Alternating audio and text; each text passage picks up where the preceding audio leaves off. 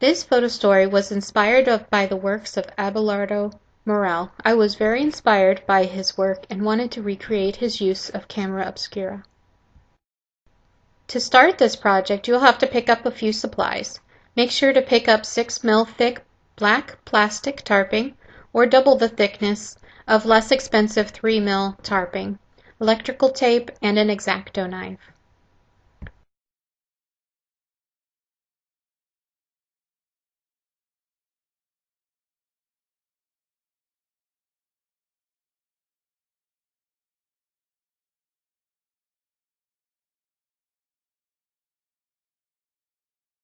One important step is to choose a window that allows a large amount of sun to enter, and a room that can be made completely dark. You also want to pay close attention to the weather. This project requires a clear and sunny day, timing your shots to follow the light. Hanging the plastic tarping is no easy task, and it is helpful to have a few extra hands. Measure and cut the plastic to the length of the window. Once the tarping is cut, start taping the plastic, making sure there is no light shining through. Trim the extra plastic using the X-Acto knife. Once you're done taping, turn the lights off and search for holes, adding tape where necessary. Now you're ready to cut a 1/2-inch hole into the plastic with your X-Acto knife.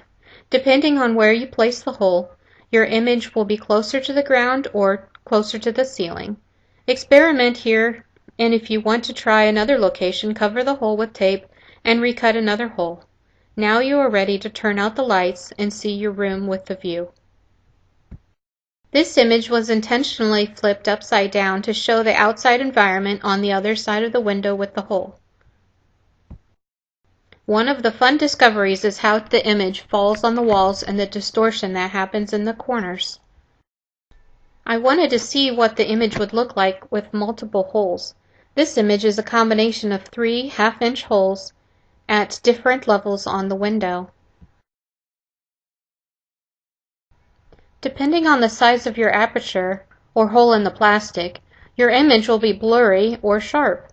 This was a hands-on learning tool for the basics of photography. As the aperture became smaller, I needed to have a longer shutter speed to compensate for the loss of light coming through the hole.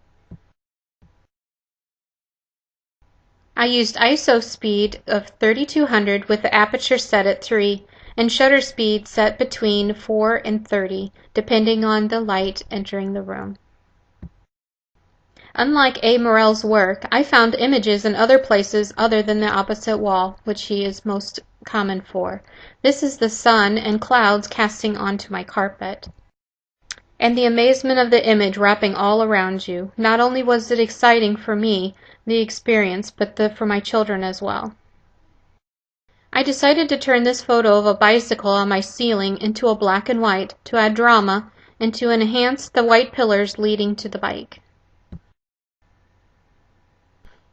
One of the challenges of getting a good camera obscura image is with the autofocus cameras.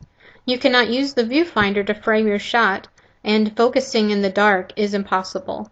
But I could not resist the reflection of my mirrors as the rooftop goes on forever.